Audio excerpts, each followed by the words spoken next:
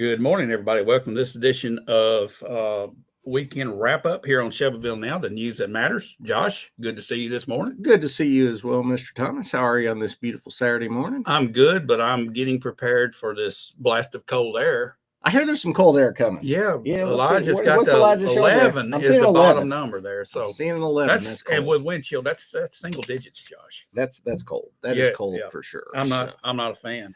Yeah, I'd bundle up, warm your car up before you take off. Get your pets inside. Make sure your pipes are all. See, how cold was it last night, Josh? You were out in it, weren't you? I was out in it last night. Let me tell you, I was down on the square last night. I got there about 4:45 for the wine walk, which actually started at 4:00, and I couldn't find a parking spot. It was completely full. That's what I hear. The inside and the outside parking around the courthouse. It was full at the Fly. It was full back there. I actually parked in the gravel next to where the city's doing the construction project there next to the river. But no, it was great. If you are one of those people like tends to be how people are these days, where you sit at home and you watch Netflix, you order off DoorDash, you are missing out. We've got a lot going on in town here. I saw so many people that I knew on the square. And then I went this morning and hung out with my friends at the VFW, had the VFW breakfast, and always have great conversations there. There's a couple young ladies I sit with every time that want to tell me about their concerns about growth and stuff coming into town. Of course. And then I met somebody I had not met before, and he told me his story about how he had a century farm in Williamson County and got driven out of his own land because as property values went up, they kept raising the property taxes, and eventually they couldn't afford to farm the land anymore. The taxes were so high they were forced to sell to developers. So and I think there's more of that headed and coming in this direction. So it was, but no, great events. Breakfast was good. The thing on the square was good. The wine walk, everything was packed. Grindstone Cowboy was packed. Glass Hollow was packed. All the stores had people coming and going. They had the snow machine going again. Oh, really? You could get your picture taken like you're out in the snow. Okay. The popcorn stand was open. You could get your popcorn. I heard that, and I was excited about that. Yeah. Josh, my hat's off to the people that have invested so much money up there. You know, the Grindstone Cowboy. You don't even want to know how much they've invested. A bunch. And then in the Glass Hollow. A bunch. Not only did they invest money, but they invested amount of patience that would put Job to shame. I mean, seriously. Years. It was years. Yeah, I mean, they had to jump through so many hoops. Yeah. And so many regulations to renovate that old building and get it where it needed to be. And the money involved in doing that is astronomical. It is. And people keep opening just while we're talking about before we go to our first commercial break. Right now, starting at 10 o'clock on the square, my friends at Twin Treats are having their official grand opening today from 10 to 8.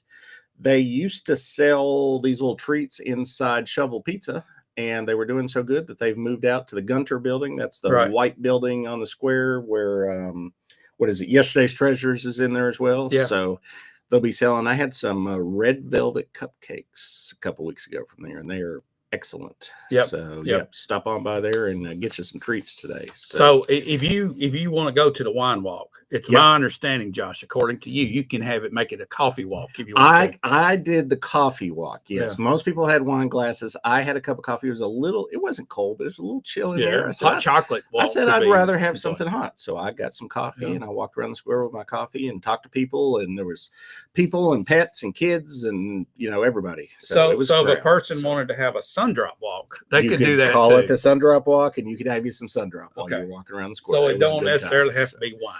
It didn't have to be wine. It's basically everybody flooded the place. And there was a lot of people with wine. And the wine, the deal with the wine is that they charge you $10 for this particular glass, and it is a fundraiser. That's a fundraiser event.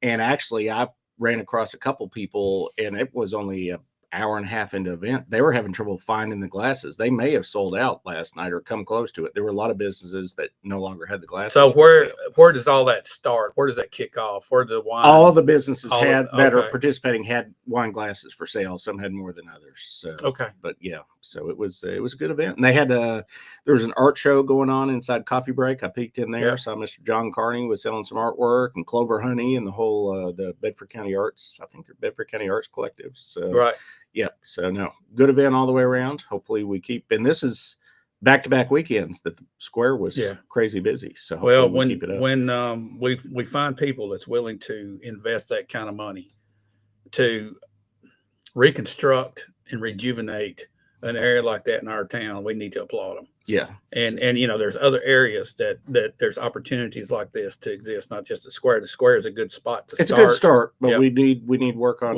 Madison Street. We need work on South Cannon.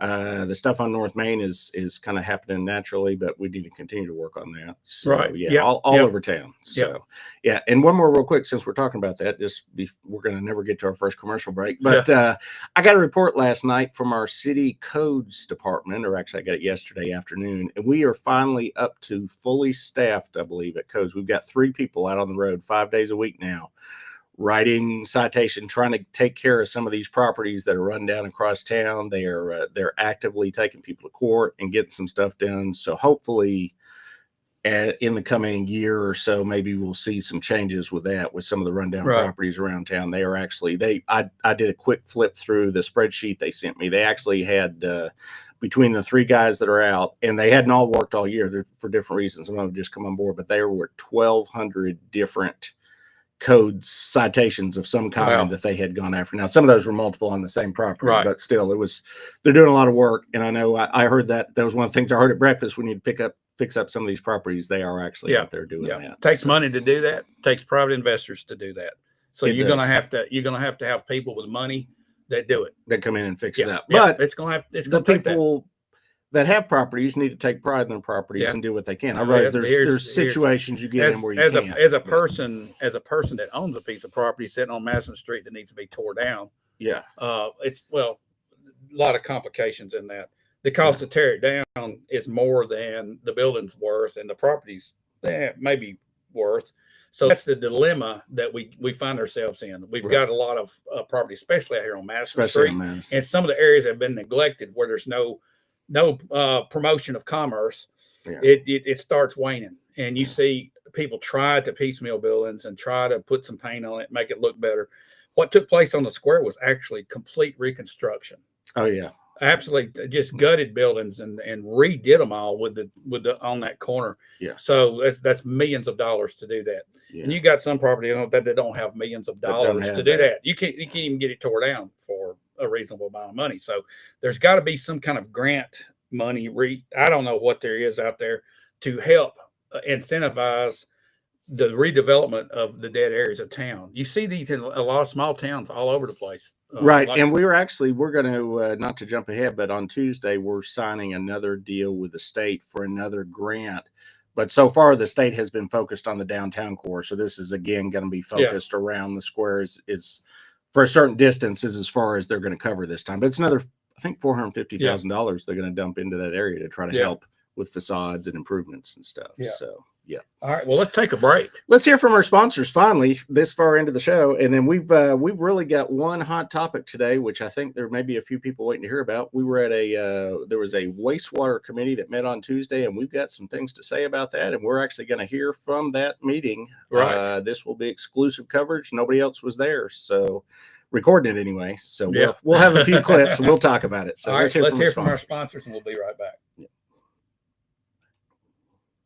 Now available at Auto Collection, we currently have 2 excellent vehicles in stock, both with clean titles and in great condition. 2015 Ford Escape, 119,000 miles. 2021 Nissan Altima, 60,000 miles. Whether you're looking for a dependable SUV or a modern, fuel-efficient sedan, these vehicles offer quality, reliability, and value. Visit us at Auto Collection 319, Madison Street, Shelbyville. Call us today, 931-492-4663. Schedule your test drive and let us help you find the right vehicle for your needs.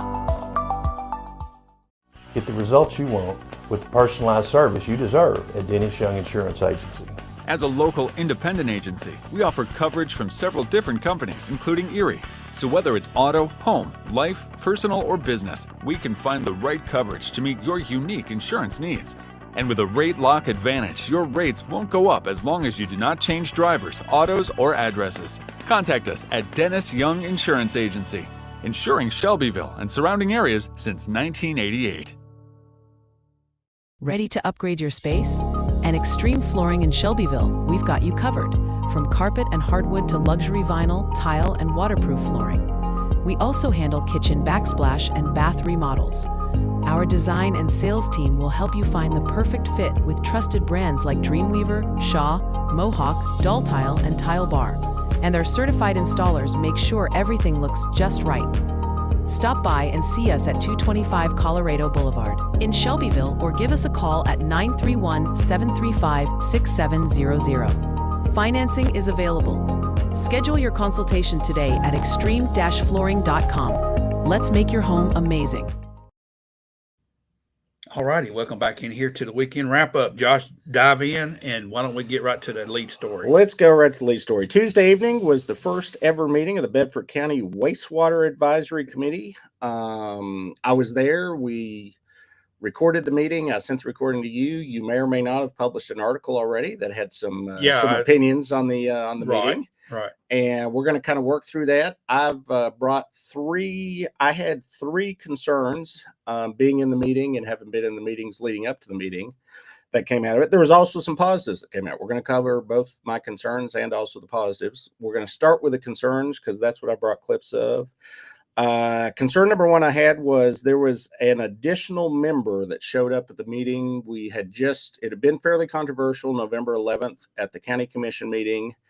They the majority of the county commission at that November 11th meeting voted to postpone the forming of this committee, but that was not enough to stop it because the bylaws of the county commission require 10 votes to pass anything. So even though a majority that were there that night didn't want this to go forward, it still went forward due to the way the bylaws are written.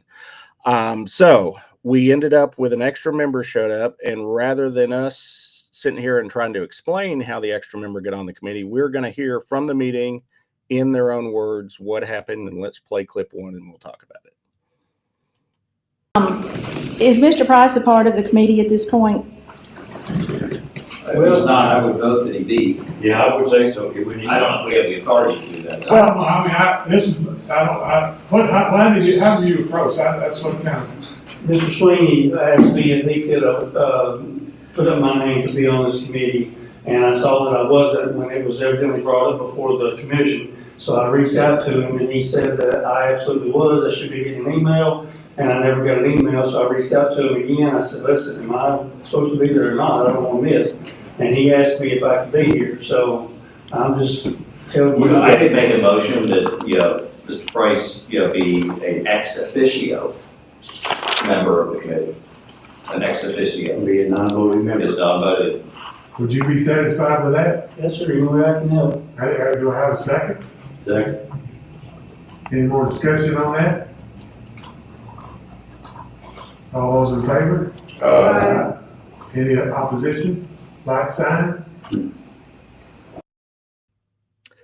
There you go. Yeah. That's what went down. Just to clarify where that happened at, that was actually an hour into the meeting. The meeting was about to wrap up when the question was asked of how 8 people ended up at the table instead of 7. Let me give you some positive on, which I don't know, Mr. Price, but let me give you some positives on what I saw just as a layperson being in that meeting. Of the 8 people that sat at the committee table, there were 2 my lay opinion. I don't know anything about wastewater. Just as an outside observer, the people at the table that spoke the jargon and knew about wastewater systems. And actually, you could tell, as someone that didn't know anything, they knew the acronyms. They knew the word. They spoke words that I didn't know what they were talking about. So it seemed like they knew what they were talking about. And one of them was this Mr. Price. The other one was Mr. Denny Hastings. Yeah. So there were 2 people there that really knew distributed wastewater systems, and this gentleman was one of them. So that was, I feel like, why he was brought to the table. However, the process of getting him to the table, you heard what happened there. He thought he was on the committee. And this goes back to the November meeting where the Planning Commission had said at their, I guess this would have been the meeting before, it would have been late October meeting. They said, hey, this is moving too fast. We want to put some guidelines on this. We want to put some suggestions forward. And the County Commission moved ahead on November 11th without getting more input from the Planning Commission at that point. So I feel like this was more a case of this is kind of what happened because it got a little bit rushed. So if this would have been delayed another month, this gentleman probably would have been on there, and it probably would have one of the ones that's on there that doesn't have as much knowledge maybe would not have been on there. I think we have a tendency and a history of rushing things when there's a little crisis, maybe. Yeah. And we do some things that don't look good. They just don't. The appearance doesn't look good. And I think that's got this committee caught up in an appearance issue. That's the way I see it. I see two developers on this committee, one active and one retired or whatever. And the public just sees that and they say, well, wait a minute, that just doesn't look right. And I think it's more about optics than it is actual facts. Yeah, because again, I don't know the gentleman. I saw somebody offered to have him come on and interview with you, which I think would be great if he'd sit down with you and explain, kind of his background and stuff. I think it seemed like he knew more than everybody else in the room except maybe Denny. Everybody else, was coming in just trying to learn stuff, and they knew what was going on before they even got to the table. I think the idea was to consult with experts. Right. He could be one of the experts on the expert panel that they talk with. Right. And we'll get into the experts later on when we get into some of the positives that did come out. But let's go ahead and go to what my concern number 2, which was there was an extended discussion during the meeting about public notice and whether or not this committee needed to be subject to the Sunshine Law. Right. They're actually, and we'll hear this in just a second, are going to ask the county attorney for an opinion on this. And I'm not an attorney and I don't play one on TV, but in my personal opinion, in the way that we conduct these kind of committees at the city, because you have 2 sitting commissioners on here, even though this committee doesn't have technically any authority, they're just an advisory committee. Right. It's a bad look to have 2 people that will vote on issues in a meeting that's not sunshined. And I think that's kind of where I would land on this. But let's hear the discussion at the meeting, and then we can hear this clip number 2. It may be, it occurred to me that because of the fluidity that this might be along the way, because of schedules or any number of things that could come up, it might be good to get an opinion from the county attorney as to whether this committee must operate under sunshine law or not. So that if we do need to have a meeting change, can we do that? Yeah, but are we in fact subject to those requirements? And like if somebody says, I can meet you next week. Right. And it's just 5 days from now. Yeah, we get, an engineer or somebody that's willing, but they can't be here on this day, but they can be here, and we're going to meet with them, but we said, no, we can't do that because we have to notice the meetings, etc. None of which I'm against. I just think we ought to know if we have to. And if we do, then we obviously will have to govern ourselves accordingly. Good point. Well, we're not making the decision. We have no authority. That's right. So I don't think we're calling anything on it. Well, maybe I'll get some from county attorney and get some guidance. Okay, Josh. So you can see that was the discussion. They didn't really come to a conclusion there. This kind of goes also into some of the talk that's been online this week about the initial meeting in November where the county commission approved this. Commissioner Hooker made an amendment to the original motion, which was accepted by the person that made the motion, Commissioner Vick, asking that these all be live streamed. Right. And that was part of the minutes. That was part of the discussion. And that went through to this point. And obviously this meeting wasn't live streamed. So the question is there any intent to live stream these meetings going forward? The county mayor actually came out and put out a statement and said that would involve some costs. So just to me, again, an outside observer that's not involved in this committee, the logical thing would be to position this committee on one of the 3 Tuesdays of the month where they're already live streaming county meetings. The second Tuesday, the third Tuesday, and the fourth Tuesday. You've already got a meeting that's being live streamed on each of those days. Best, if I were on this committee, I would pick the fourth Tuesday because that has planning commission, which 2 of these members are already on. You could run those back to back. It would require 1 extra IT employee for an extra hour and a half of time. And that is some expense, but that will be the minimal expense to the county at that point to do it that way. Yeah. And that gives you your sunshine and your clarity, and then everybody can see what's going on. So transparency is going to cost a little bit. A little bit, yeah. Again, one IT person for Yeah. an hour and a Here's- half on a Tuesday, yeah. and I understand IT stretched thin already, so they may well, want some more. I mean, budget, it's, and that's you don't have to fine. be a rocket Yeah. science to do this. I can live Yeah. stream it. You don't have. I'm telling you, it's not that hard to do.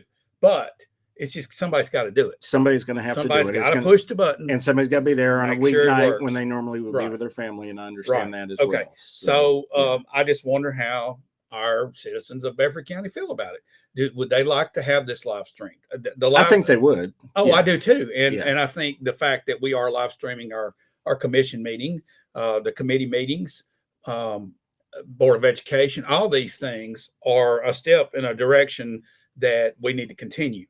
We need to keep going. The more we can disclose, the more trust that starts to develop. That's our biggest issue I see in our county and our city governments, all government right now, is trust. We need to do as much as possible to earn the trust of our citizens back. Well, I can tell you, as someone that serves on the city council, these live streams are helpful not just for the public, but for me as I serve.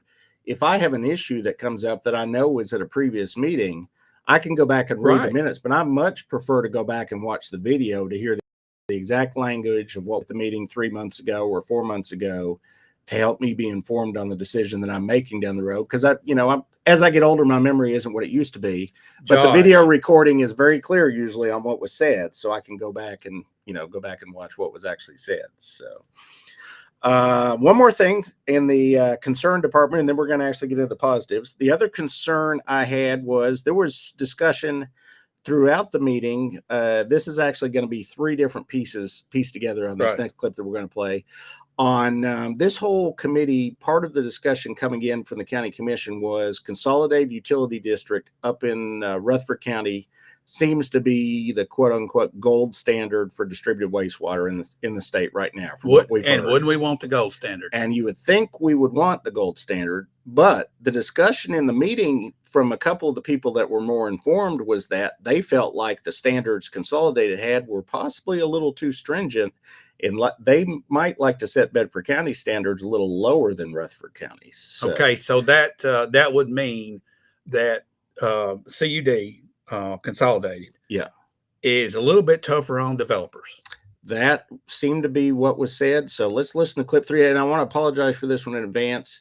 I was sitting in the corner with a recorder, which is all I had. And again, this wasn't live stream. So this is the best quality I could get of this audio. Most of it you'll be able to understand. Some of it's a little rough, but we'll play it anyway. All right, here we go.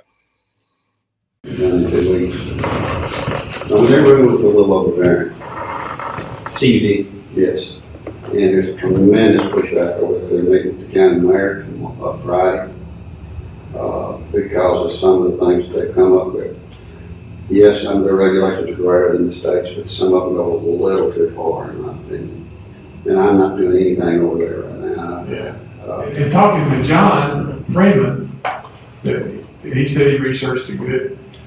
One thing that he thinks that Consolidated, do they have a 100% alternative, 100% alternative site? Is that one thing that they have? He's put in. Yes, sir, right now they do. They have looked at reducing that to 50% because over the last 20, 25 years, they've used very little of it. They have had some pretty bad failures in the Christian area that they are having to use, so I believe they're gonna try to hang on to that 100% right now. A lot of developers in. There's a lot of opposition to some of the rules they put in place. At CUD. Some things I think that they put in place. You gotta have so many feet between the water meter, and only you want to set the tank here. It really affects your envelope on your house for the building side. So they got a little picky on some of that kind of stuff. And you can't build any condominiums at all on concessions or whatsoever. Have you ever done any? All righty, there we go, Josh. So the standards are a little too high was the discussion there. And that last statement, in case you couldn't hear it, was currently you can't build condominiums out in the county in Rutherford County because the standards are so high. So Is that a bad thing? that's the question. Do people out in the county want condominiums moving in on their agricultural land or not? I would venture to say probably not, but that will be a decision for the people that live there. I will see the direction this committee goes. Advisory committee. I saw somebody put a comment. Maybe I called it something different earlier, but it is definitely an advisory committee. And I had some concerns over that discussion there in particular, which no experts have presented to this board yet. This is the organizational meeting, and we're already talking about how can we maybe put our standards lower than Rutherford County. If I were coming in on the front end, I'd be wanting to put my standards higher and then maybe work my way down a little bit. Exactly. But well, the discussion here's was the the thing. opposite direction. Here's the thing. It depends on who we're trying to protect. Right. Okay. Are we trying to protect the citizens of Bedford County from being caught up in a failed system, or are we trying to protect the developer's profit margin? That's what we're up against here. Right. All right. So, and I get it. Developers are here. They are here on this earth to develop, okay, and build houses, build homes, build subdivisions. That's what they do. It's for a living, and they need to make money. Get it? Without developers, we have no homes, Josh. We got Without nowhere to builders, live. We're we in can't tents. build. Okay, Yeah.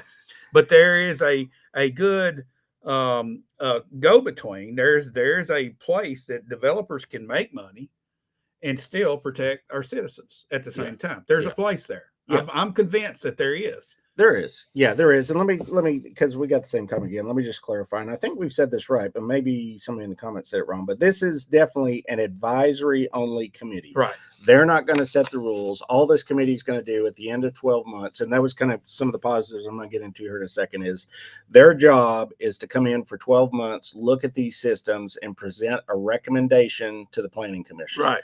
The Planning Commission at that point will be the one that sets the subdivision regulations, if that's where they decide to choose to put it, or if it goes into a zoning ordinance of some kind. At that point, it would go up to the full county commission. So that's what's going to happen. Let me go down a couple of the positives here that I felt like did come out of this. They did do some organization. They appointed, we already had Mr. Gill was the chairman. They appointed vice chair, which was Commissioner Boutwell, who will do a good job, I'm sure.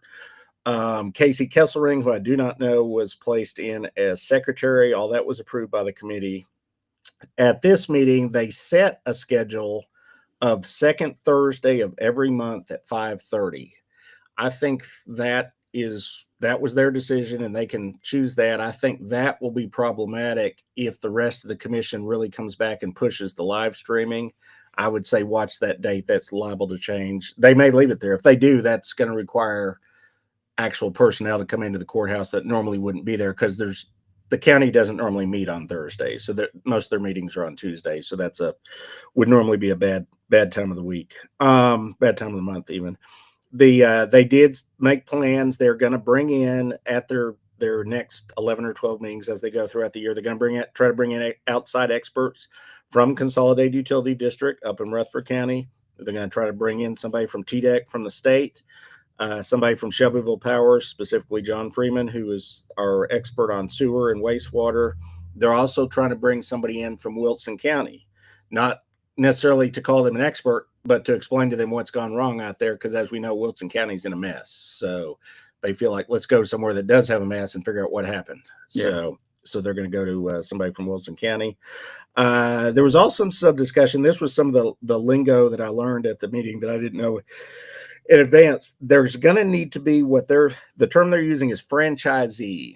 There needs to be a company eventually that the county is going to need to pick that's going to be the company that runs these systems for Bedford County. That's what you've got in Rutherford County. You've got Consolidated Utility District. They're the one out. They do the inspections. They do the repairs, to stock and maintain parts. They need to maintain the systems. If there's a failure, they're the ones that have to fix it. There were two names raised, one of which raised an eyebrow for me. They did mention Consolidated Utility District. The name that to me was a little surprising. They said they would like Shelbyville Power to come in and be the county franchisee for distributed wastewater.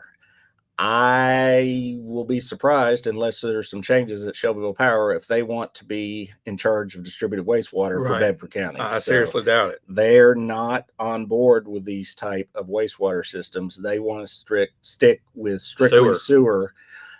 They even don't like us and may not even allow us to annex properties into the city that are on these type of systems, because they're in the sewer business. They don't want to be in the distributed wastewater business.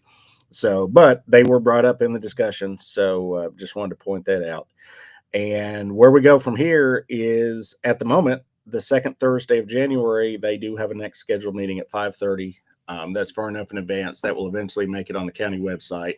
Okay. They'll post about that. Now, I've heard that there is going to be discussion this coming Tuesday at the Rules and Legislative Committee of just how this unfolded as far as the eighth member, if he actually becomes what they called him at that motion, which was an ex officio eighth member, or if they just consider him one of these outside experts like the ones they're going to bring in from Consolidated and then, and he just attends as an expert advisor. I want us to take a close look at this first clip that we played. It was obvious that Mr. Price thought he was a member on this committee.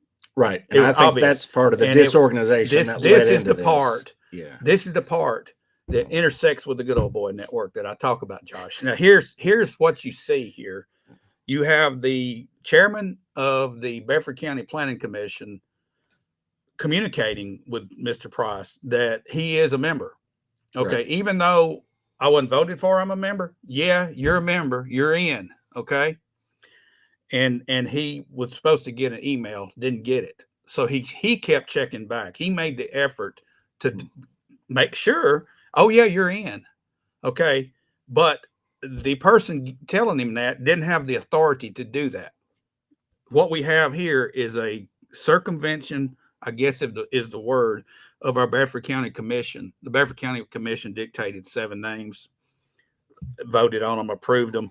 Now, it could have been very well where he was one of these names, going back in time and redoing this. But the way it stands now, we have 7 members and an ex officio member that they chose because he was brought into the room. And I see him as a victim of disorganization and a snafu here. So how this gets fixed going forward is important, I think. And how we prevent this from happening going forward is another thing. I don't think Bedford County deserves to have this type of activity taking place in this disorganization on the front end of a committee that's so important like this. This is important. Oh, it is for the development. This is a big deal. So this is the one thing that I look at, not the committee itself, but the process by which the committee got pieced together like it did. And then we're just going to move on through it, or let's correct it here. I think we're going to see a correction.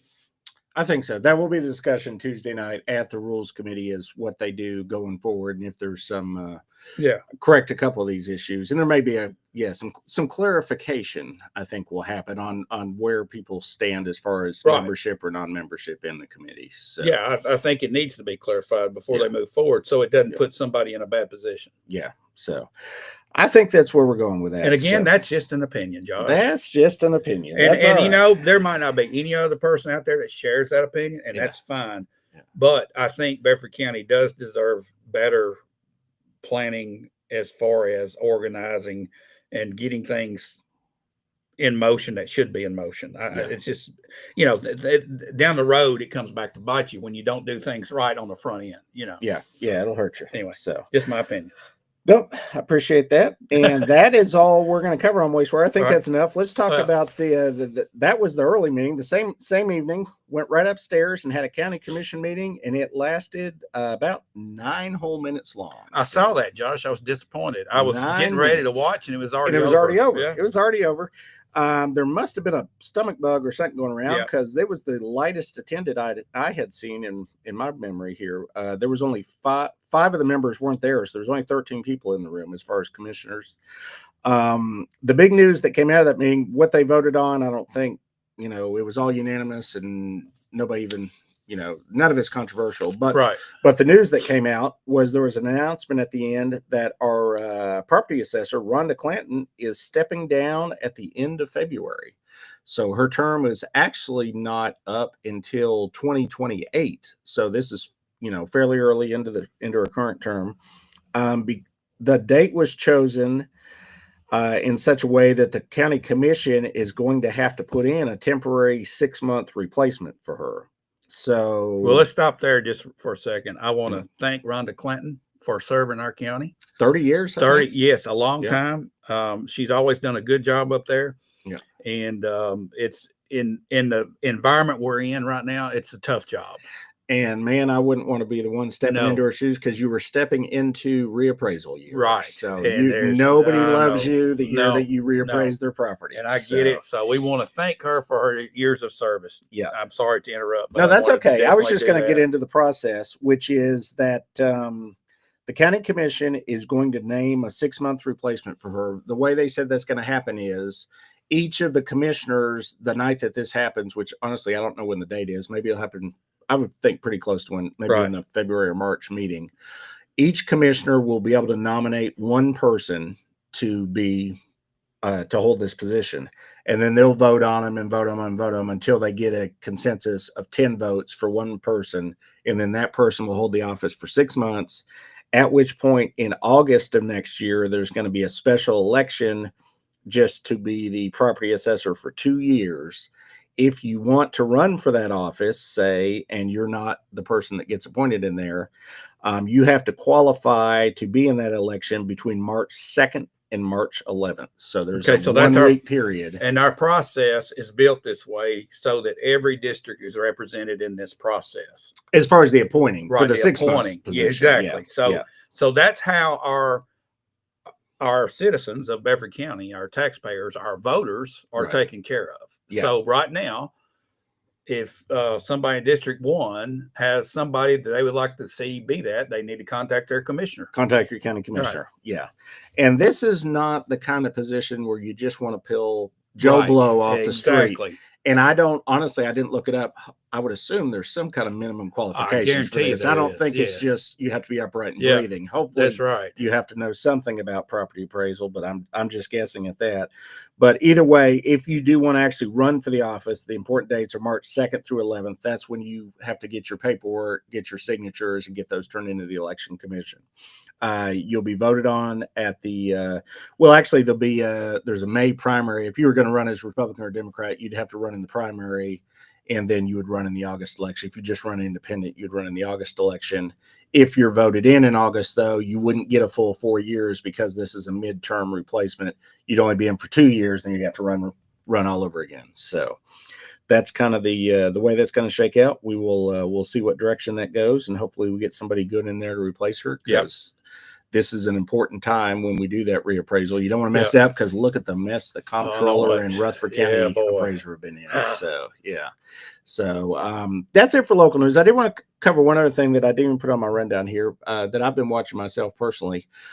As we know, there's a lot of growth going on in Bedford County, a lot of people moving in, and a county that is a little further into that path than us is Murray County. They've got Spring Hill and Columbia, two big old towns that have grown faster than we have. They're closer to the interstate, different reasons. They had, the Saturn plant and different. They have come across, for lack of a better term, they're in a water crisis. They definitely are. Thursday night, the Columbia City Council voted, split vote 4-3, I believe was the vote, to increase their water rates 150% over 5 years. That's the problem you can get into if your growth outpaces your infrastructure. They're looking at a $500 million project to move their water intake down the Duck River to get them an additional 12 million gallons a day of water. Yeah, the way I understand it, they're getting about 3 million gallons right now out of the Cumberland River, and the processing there is not easy. Yeah, so this is a big deal the problem with in this particular situation, this was a very hot button. I watched part of the meeting. You had a state rep showed up, the county mayor showed up at this city meeting. You had city councilmen from other cities inside the county. The problem is that the Columbia water system, which in the city of Columbia is controlled by their city council, supplies the water out to the county as well, and also out to the other cides in Murray County. Josh, what are they doing? I know they've got to address the water problem, but what are they doing about the development problem? They've got Spring Hill is in a moratorium of some kind through 2030, and there's a second moratorium. I believe it might be Columbia. They're in like a 9-month, or maybe out in the county. There's a couple development moratoriums there, and those are actually related to sewer, I believe. So, but these are the kind of infrastructure things that we've got to be looking at here in Bedford County and also in the city of Shelbyville as we're going forward. We don't want to put ourselves in the same situation where we've got to do some enormous increase on Right. utility bills for people just to maintain what we've got and the growth that's coming at the same time. Yeah. So It's, you can this grow yourself yeah. into a problem. The So, stuff now that we're addressing should have been addressed 10 or 15, 20 years ago, but Yeah. nobody foresaw this happening. Yeah. Okay. Nobody saw this coming. Well, and the discussion in Murray County at this meeting Thursday night was they had a study, a 14-year-old study that told them about this and the fix, and they sat on it for 14 years, and now they're 14 years down the road, and they're Right. hitting almost crisis mode. So Yeah, they're a little yeah. different. They had, like you said, the Saturn plant come in and brought Yeah. it just blossomed Spring Hill Just up blew into up. a big town, yeah, and or a larger town. It was just a traffic. It was a light. hole in the wall. Yeah, it wouldn't. Yeah. I don't even think they had a traffic light. You drive through. Oh, that was Spring Hill. That's nice. Yeah. And then all of a sudden, everybody starts building around there because the Explodes. jobs are there. Yeah. Okay, yeah, and it's that whole area, and it wasn't like Columbia grew. It's like this Spring Hill just popped up on the map all of a sudden. I Right. lived through seeing that, and that goes back 25 years. yeah. I mean, Back this- when the yeah. Saturn plant first came in, yeah. So we've got to just be cautious of that. We got to be looking for that. We got to make sure we're not outpacing our infrastructure with our development. That's So, coming in. Josh, you're a So- city council person. What's the answer? Let's just say for the city of Shelbyville. Let's don't talk about the county. That's a whole other box of worms. But just the city of Shelbyville, the way things have come in, we've got so many people wanting to develop right on the fringes of the city, and all these projects that are on the board to look at. I mean, at what point do we go past collapsing our infrastructure? Well, we've got to be choosy. We got to raise our standards. We got to keep raising our standards. And when we're done with that, we should raise them some more. So Okay, all right. that's number one there. And then, you have to you got to say no sometimes. Everything cannot be a yes, or you'll yes yourself into, problems, Yeah. which is what you've gotten in some of these other counties. One other comment I'll say here, I just want to mention real quick, a question about the senior citizen tax freeze. How does that get placed on the agenda for commissioners? I am hopeful. I've had some discussion with the chairman of the Rules and Legislative Committee that Tuesday evening.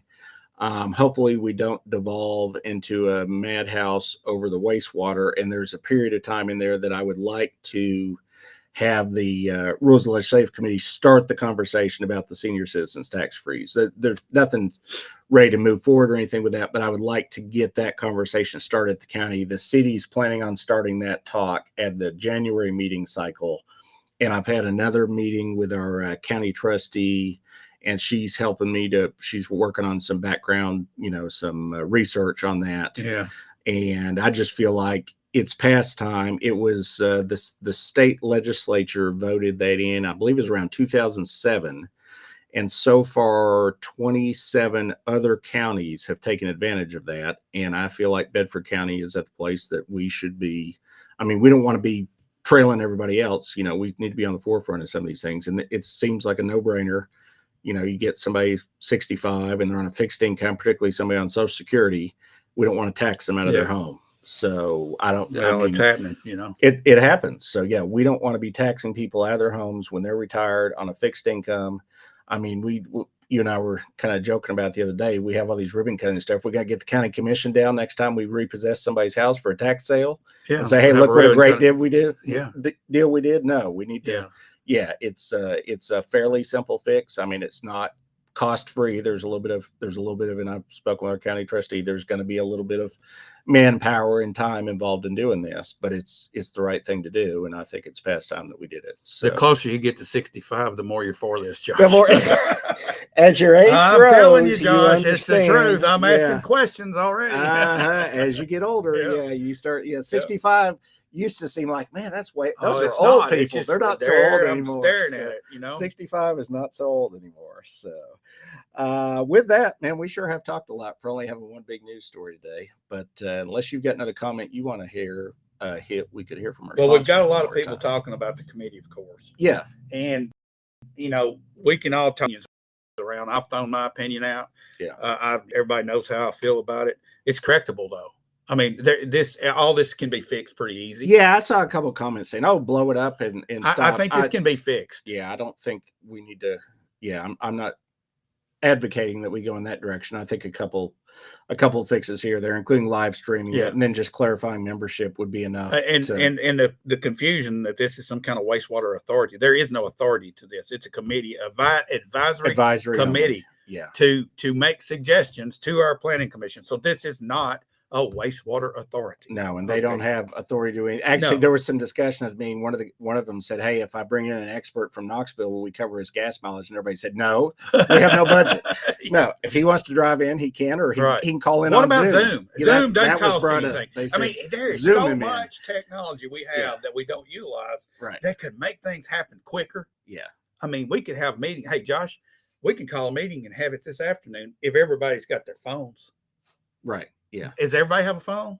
Most people have their Everybody phone, has a but phone. we want to give proper public notice. This part of the sunshine law. If it's required to do Yes. that, Yeah. but for as far as some of these meetings coming up, yeah, that they want to bring somebody in, that person is like 3 months out, but he's got an evening or a time slot where he can zoom him into the meeting. Zoom him into their meeting. Yeah, exactly. So, yeah. All right. Anything else? I think not on the news. Let's hear from our sponsors. We got a lot of stuff coming up in the upcoming week, and we'll cover that in just a second once we hear one last time from the sponsors. Now available at Auto Collection. We currently have 2 excellent vehicles in stock, both with clean titles and in great condition. 2015 Ford Escape, 119,000 miles.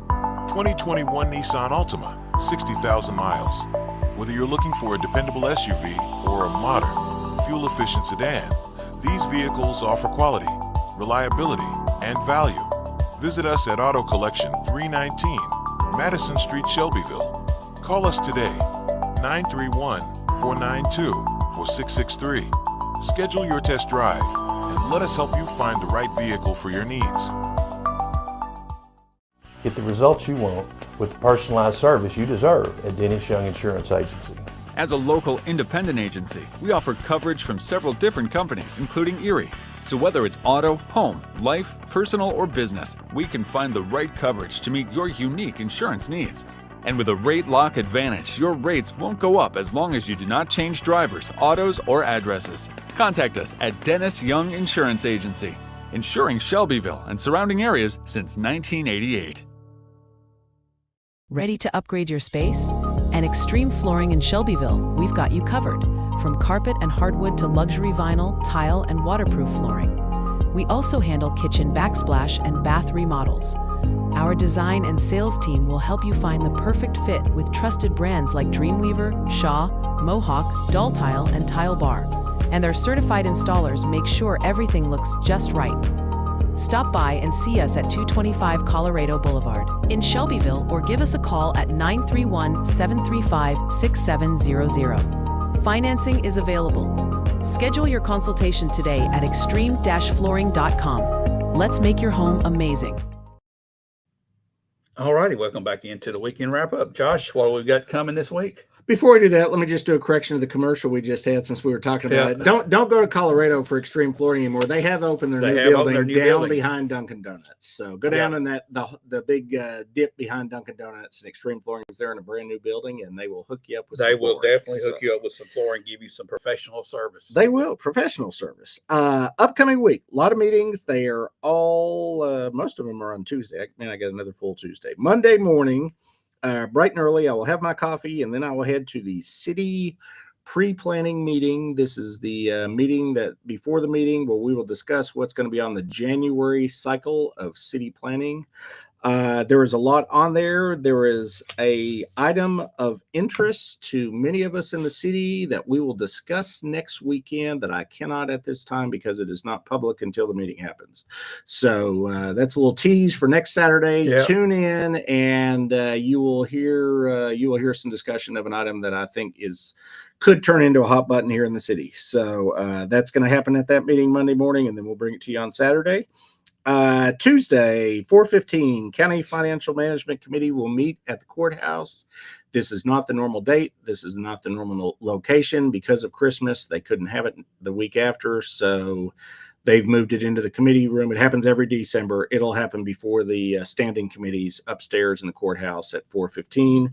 Immediately following that at 5 o'clock will be the regular 3 standing committees.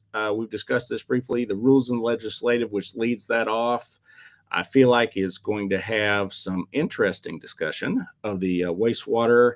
And hopefully before it devolves into that, I am hopeful that the chairman will have the discussion, at least a brief discussion of the senior tax freeze and what the process would be to get that resolution to the county commission for a vote. It technically involves money and stuff. So I think it probably, in addition to Rules and Legislative, that's something that probably will need to go to the finance committee. I don't know what other path. I'm not on the county commission, but I'd like to, hopefully we'll hear from them of what needs to happen to get that to a vote. Immediately following that, and actually I probably will have to leave partway through if that meeting gets long, because at 6 o'clock, the city council is meeting for their monthly meeting. Obviously I have to be at that one. That's at 6. Oh yeah, you need to be there. I got to be at that one. It got pushed again due to Christmas holiday stuff going on. This is not the normal date and time for it. I got my packet yesterday. There are 309 pages of information for me to review. I'm going to have a fun weekend. So, man, what's going on? That's there. There's that much. There was a lot in there. It was going to be a quiet meeting, and we've come to the end of the year. There's a couple, I'm trying to think of a couple of things that are going to be in there that are a little more, one that's come at the last minute because it needs to get to the legislature. Discussion of the makeup of the power board will be on there. A couple tweaks to the insurance related to clarification on charter, I don't even know what they're called, charter officers, and also city council people like myself, what level of insurance coverage is available to them. And then there's a lot of annexations, some rezonings. So it's just a lot of paperwork. So yeah, like I said, 309 pages. One thing that was in those reports I did want to point out, it had our monthly police report, and I didn't bring the numbers with me, but our city police department has once again outdone themselves, and they almost tripled, definitely doubled, maybe tripled the amount of citations they wrote last month. They are serious about making sure you're not driving with your lead foot down North Main Street. So slow down, try to stay close to the speed limit, because if you don't, they're going to pull you over. And they're not just giving you a warning, they're writing you a ticket. So, what does one of those tickets cost these days, Josh? I think if you go to city court on your first one, there's an offer where, I hate to give a dollar, man, I'm going to be close, so I'll try. I think in the neighborhood of $100 you can buy your way out of the first one. Pay the court costs and that. It's a special deal on the first one. The second one, I think, at that point, you don't get that deal anymore, and you have to go to traffic school if you want to get out. So you don't get a volume discount. There's no volume discount. Don't go out and get a bunch of them. As you get more, they get worse. Okay, so don't play the volume card. No, okay, don't play that, and don't drive crazy in town. Literally, they wrote over 500 citations last month. What about this, Josh? Can y'all come up with a citation for people that see stop signs that aren't there? Have you had people stopping? I had people just stopping in the middle of the road the other day because there was another car sitting waiting to get out on North Main Street, and the car just stopped to let this guy out, and I'm talking like in a stream of traffic, and I'm going, he thinks there's a stop sign here, and he sat there just sitting there. I mean, this car is flying by, and I go, wow. Okay, that's a new one. That's a new one. So maybe there is a citation for that. There could be. So it might be called reckless driving. Something. I don't know. Obstruction traffic. There's something seems wrong there. So, but yeah. So city council meeting Tuesday night, and then Thursday, another one that I definitely need to be at. This is the monthly city planning commission meeting. Can't remember what all is on the agenda. That's another big packet I've got to go through this week as well. It'll be a few hundred pages of stuff, I'm sure, and it'll. I think some rezonings, a couple site plans, partridge in a pear tree. I don't know. There's going to be a lot on it. So we've got continuous development coming into town. So we will, and not to make light of it, we are seriously looking at every development that comes in now. And we have said no on probably more in the last 12 months than have gotten no's in a long time. So, and we're not arbitrarily saying it. We're saying no for ones that have problems. And are not going to be, good for the city going forward. So, and hopefully we continue to do that, and hopefully we continue to raise our standards. That's the key to that, because the higher the standards are, they've either got to meet them or they don't come in. So, higher standards key to the whole It's operation. standards. So, That's it. standards. So, with that, man, we've gone a long time today for not having much to talk about. So, unless you got something else to say, I'm let's done. say we'll be back here, same time, same place, same channel next week. Yep. We'll be talking about an interesting item that I'm going to be seeing at a meeting on Monday. We're going to talk Okay. about that next Saturday. I think All right. people are going to be wanting to hear about it. So, Okay. All right. And also a reminder, as Bill did in our sports show, remember the 2 P's, pets and pipes yes, with the cold air. cold. I see an 11 down there, Yeah. and Elijah wouldn't lie to us when it says 11. 11 he means is probably maybe even some single digits floating in here. Yeah. So be sure to check your pipes, leave a drip in your faucet. Your Yep. kitchen sink would be a good place to do it. Yeah. And make sure your pets are brought indoors or into a warmer environment. Yep. And absolutely. we'll see you guys next week. Have a great weekend. And we look forward to seeing you then. Yep. So long.